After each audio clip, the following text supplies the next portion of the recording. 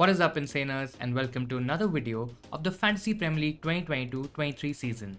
In this one, guys, we'll be covering our updated FPL draft for Game Week 1. So make sure that you give this video a thumbs up if you like what you see today. You can also subscribe to the channel to catch up on all the preseason content. Now, all these videos should help you start the new FPL season very strongly. Great, with that, let's get into it. We'll start with the defense first and then move on to other positions. Guys, in goal right now we have Ramsdale. We've gone for Ramsdale, who's probably not a very popular pick this FPL season.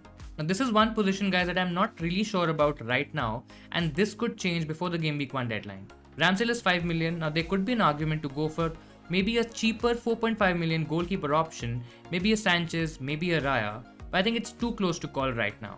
Both could be great options, but guys, picking that budget 4.5 million option could be very tricky. Now, one thing I'm very clear about is that I don't want to go very premium, very heavy in terms of a goalkeeper option because I like choosing attacking picks from the top premium teams. So for now, it's Ramsdale, guys. Arsenal has good fixtures to start off with, and there is clean sheet potential in there. Also, the way Ramsdale keeps, guys, there are chances that he can still get a lot of save points, and he might just be worth that 5 million price point. The only issue that I see here is that I can instead go for a 5 million Arsenal defender, which again could be very tricky to choose.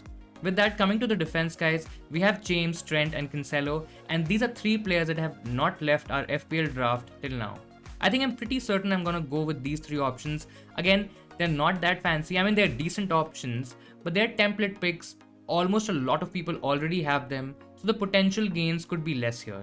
Still, I feel these are royalty picks, guys. I think they're gonna do really well. All three of them are playing for premium defenses. They're all attacking options, and we can get a lot of FPL points from all these three. The fourth option is a bit interesting, where I've gone for Walker here, guys. Now, I know not a lot of people are trusting Walker to maybe start, or even if he starts, he might not be that consistent from an FPL perspective. Now the thing is that with Zinchenko gone, guys, and let's say if Cucurella doesn't sign for Man City, I think Walker could be a nailed option in that defense for Man City. Also at 5 million, guys, he's the cheapest option in that Man City defense, and that could help me save some money.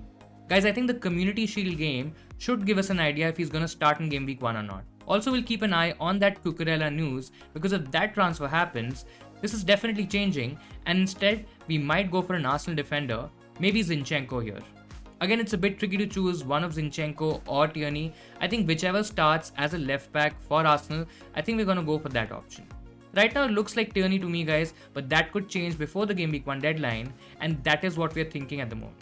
Now, quickly coming to midfield, guys, we have Salah. We've made a couple of drafts without Salah in it, and I know it really looks pretty good because the distribution of funds is such that you can get a lot of decent picks. But going without Salah, especially with that higher ownership, and a lot of people are going to captain him as well, I think it's a bit risky, and I'm probably not ready to take that risk. In terms of the other options, guys, we've had a spot for an 8 million midfielder, and right now we have Mahrez. I think with Sterling and Jesus gone from Man City, there are high chances that Mahrez can start in that right position. His underlying stats from last season are really good, guys. The only issue with him last season was his minutes and his minutes per appearance. He got a lot of bench appearances, he didn't last 60 minutes for a lot of games, but again, as I mentioned earlier, this could change this season. So right now it's Mahrez, guys. We've not gone for Saka here because we already have Martinelli, and I think the combination of Martinelli, Saka and maybe a Gabriel Jesus could be a lot. It's not really wise to depend on the Arsenal attack too much, guys, because if one game week they fail to score, our team is going to struggle a lot. In isolation, I still feel Martinelli is a decent pick to go for. Yes, there are chances that he might get rotated with Nketiah on the left wing, guys. We've seen that in the preseason, that Nketiah can also play as a left winger. But I think for the first few games, Martinelli looks like a decent pick to go for. At 6 million, guys, he's also not costing us a lot of money here, so I think he's a decent pick. In terms of other options, we've gone for Neto here, guys. Neto, again, there is a lot of conversation. He's already an FPL favorite, FPL community favorite at the moment. I think we'll also have him here. Now recently we got to know that Jimenez got injured in the preseason game, and now this could positively impact Neto, where he probably plays a lot more attacking and a lot more further forward. Guys, with Jimenez injured for probably the first 8 weeks or so, I think there's a high chance that Podence plays as a false 9 or as a number 9, and Neto plays up top with him. Now generally Wolves are not that attacking, they aren't a really great attacking side, and from an FPL perspective their assets are not that great, but I think Neto, whatever he's shown this preseason, I think there are high chances that he does well. The fixtures are there to support that argument, guys. I think he's a decent pick to go for. I still consider him ahead of somebody like a Bailey, for example, who may or may not start for Aston Villa. Now coming to forwards, and we've gone for a strong forward lineup. We've gone for two strong forwards in Gabriel Jesus and Harry Kane. Now I know a lot of people would be debating the fact that you don't have a Haaland in your team, and with that high ownership, that could be a bit risky. Now I have my arguments for going for Kane, guys. He's absolutely looked very strong in preseason. His link-up play with Son is still great, guys. He's a great option to go for. The fixtures are there. His ownership is also less, so he's kind of in the differential category when we look at ownerships for somebody like a Jesus and Haaland, guys. Yes, it's a bit risky because if Haaland does really well, so there are chances of losing a lot of FPL points. But I feel Haaland, the fixtures are not that great. I mean, they're good. Of course, he's playing for Man City, the best attack in the Premier League.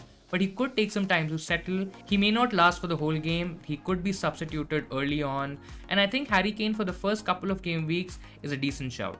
Also, going without a Tottenham attacker is a bit risky, guys, because Son is also there and we don't have Son in this particular draft. So right now I'm on Kane, guys. It could be Haaland. I think the Community Shield game will also help us take that decision. But I think it's gonna be one of Haaland or Kane. So our formation is pretty much set, guys. We're going for a 4-4-2. A couple of positions that can change before the deadline, guys. We can change Ramsdale maybe to a 4.5 million keeper option. I think there's Walker in the mix as well. I'm still not 100% sold on him. And then we have the Harry Kane versus Haaland debate. I think rest is pretty much set. I'm quite confident in all the other picks. I think Martinelli might also be one more pick that we'll probably look at very closely. But other than that, guys, this looks like a decent team to go for Game Week 1. So what do you think about this team? Which teams and players are you targeting and avoiding for the start for Game Week 1? Do let me know in the comments below. That'll be all from my side, guys. Do smash that like button if you enjoyed the video today. Please do subscribe to the channel as well for more preseason content. Thank you for watching, and I'll see you in Saners next time.